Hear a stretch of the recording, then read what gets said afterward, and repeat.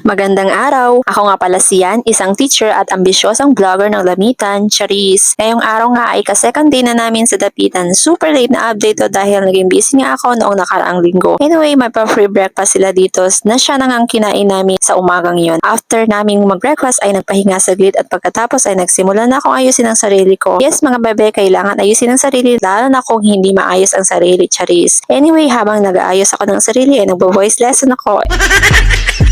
Walang ganon, nakikikanta lang ako. Before I will say goodbye to this room, let me amaze again the beauty and breathtaking view from the outside of this room. Nakaka-relax nga talaga dito, makakalimutan mo talaga lahat, pati utang mo, Charis, walang ganon. Uy mare, wag ganon, hindi yan maganda, wag mo kalimutan ang mga utang mo. Kapag utang-utang talaga, kailangan bayaran, hindi pwedeng feeling blessed, tapos yung nagpautang sa'yo, feeling stress. Charot. Pagkatapos nga namin magibake upang umuwi na ay nag-rubichan muna kami dito na Nigaski, Chocominto, Yorimo Anata, charot. Fast forward at past 11 AM ay tuluyan na nga kaming namaalam sa magagandang memories ng kwartong ito, OA. Bumaba na kami sa ground floor para mag-check out since nasa 4th floor nga kami. Mahaba-habang lakarin nga yun mga lods dahil nasa tuktok kami ng building, Pagkatapos nga ng mahabang oras, Charis, ay dumating na kami sa ground floor. Pinaghintay muna kami saglit para ma-check nila ang room namin bago kami tuluyang mag-check out. At dito nga sa labas ay tumamad sa amin ang mga nagagandahan at makukulay na isda. Ang sarap sigurong ihawin ang mga ito, Charis. Ang ganda nga ng view nila dito kahit dito sa front ng pension house. Nakaka-relax ding tumambay dito at dito na nga kami tumambay habang hinihintay ang pag-check nila sa ginamit namin kwarto kahapon. Umabot pa siguro kami ng ilang minutes talaga dyan kaya medyo tumagal pa kami tumambay sa labas. Ewan ko nga ang mga mare, hindi naman namin dinala ang mga bath towel nila. Yung mga shampoo lang naman ang dinala namin, charot. Pagkatapos nga ng ilang sandali ay sumakay na kami ng tricycle papuntang bus terminal nila. Kasi mga mare, uuwi ng mga person, bye-bye Dapitan muna. Medyo malayo-layo din pala ang bus terminal nila from the pension house. Na-amaze at na-enjoy nga ako sa tanawin ng Dapitan City. Kita nyo naman na malinis ang lugar nila at hindi crowded. Ang gandang pasyalan din dito sa bandang ito. Sabi ko nga sa asawa ko sa susunod na punta namin dito ay lakarin namin ang daanan na ito at mag-picture-picture kasi may parang park sila sa bandang lugar na ito na hindi pa namin napuntahan. Ito na nga yung park na sinasabi ko sa inyo mga gwapa. Hindi ko alam kung anong name ng park na ito pero kita nyo naman na marami ring turista ang pumupunta at nagpipicture dito. Tapos nasa boulevard lang pala to kaya tanaw na tanaw ang magandang view ng dagat. Ang ganda sanang mag-stop muna dito pero pauwi na kami that time at wala sa plano namin ang park na ito. Nangihinayang nga ako that time pero sabi ko naman ay babalik pa naman kami dito at hindi pwedeng hindi ko ito pasyalan sa susunod na punta ko dito. Ilang saglit pa nga ay nakarating na kami sa bus terminal nila. Maliit lang nga yung bus terminal nila at ganun din yung mga bus nila. Ito nga yung bus na sasakyan namin papuntang Dipolog. Pagkarating nga namin ay agad na kami sumakay dahil any moment ay talarga na ito papuntang Dipolog.